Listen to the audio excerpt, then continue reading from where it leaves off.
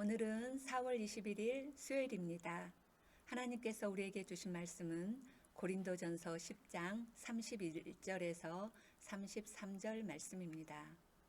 그런즉 너희가 먹든지 마시든지 무엇을 하든지 다 하나님의 영광을 위하여 하라.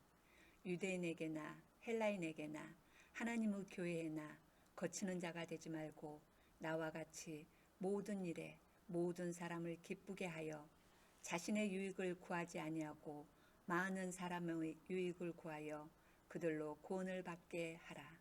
아멘. 인생과 신앙의 기준.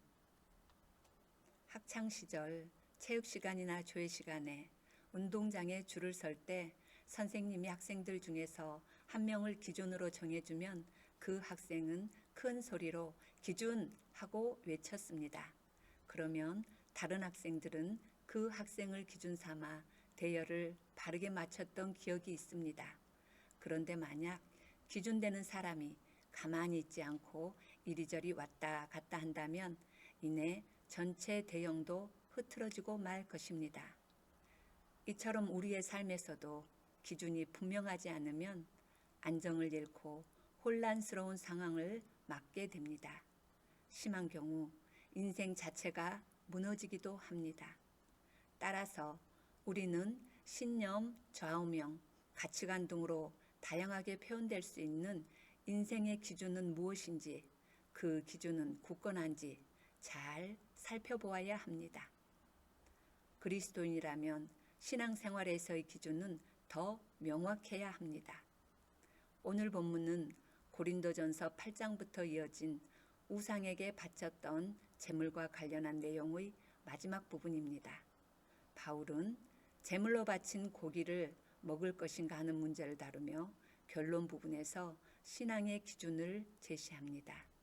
크게 보면 바울이 말한 원칙은 신앙의 기준이 나 자신에서 출발하면 안 된다는 것입니다.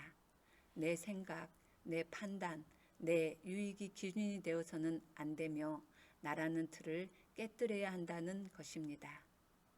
그러면서 바울이 제시한 첫 번째 기준은 모든 것을 하나님의 영광을 위해 하라는 것입니다. 신앙인의 삶은 내 만족과 기쁨을 위한 것이 아니라 하나님의 영광을 위한 삶이어야 합니다. 내가 하는 일을 통해 하나님이 영광을 받으실지를 늘 숙고하며 행동해야 합니다. 두 번째 기준은 거치는 자가 되지 말라는 것입니다.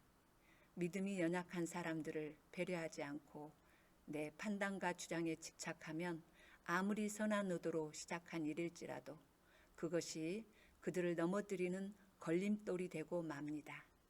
돕는 자가 아닌 방해꾼이 되는 것입니다. 마지막 기준은 다른 사람의 유익을 구하라입니다. 예수님이 자신을 희생하여 우리를 풍요롭게 하셨듯이 우리 또한 다른 이들의 이로움을 위해 살아야 합니다. 바울이 말한 이 기준들은 사실 예수님이 보여주신 것들입니다. 예수님이 그렇게 사셨고 바울은 그러한 주님을 본받아 살았습니다.